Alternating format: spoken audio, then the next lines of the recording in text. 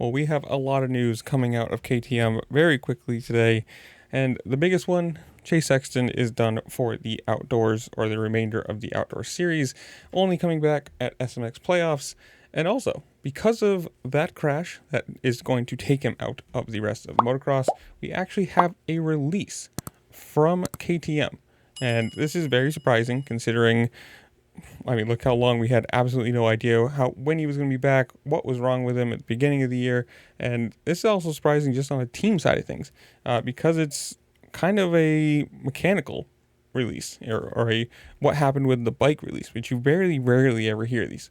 But Ian Harrison, the Red Bull KTM factory racing team manager, said, quote, "After inspecting the bike Saturday evening and reviewing the bike data, we now have a clearer understanding of what led to Chase's crash in Moto2 at Ironman, and I want to clarify that it was neither rider nor mechanic error.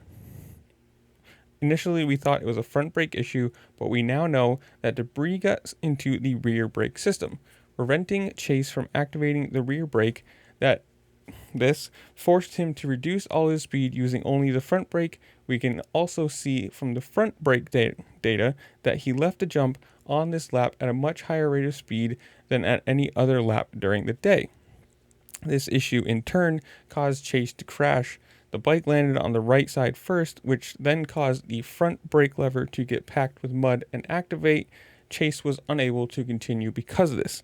We will actively look into a solution to prevent this from happening again, but as we know in racing, motocross is tough on the equipment, and when you add the speed and intensity that our riders race at, this exaggerates everything. This was disappointing for both Chase and our team, as well as the fans." Now, obviously, he's pretty well done with KTM, it seems. Well, we all know the rumor of him going to Kawasaki. He's missed most of this outdoors.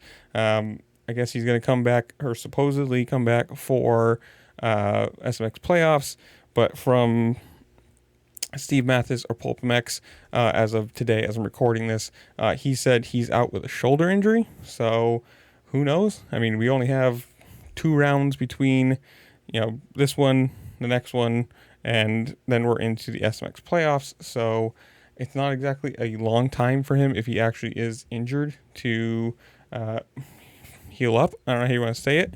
And he might just be done with this bike. I mean, obviously he hasn't been very happy all year long, and new grass is always greener on the other side, especially when it's going to a green team.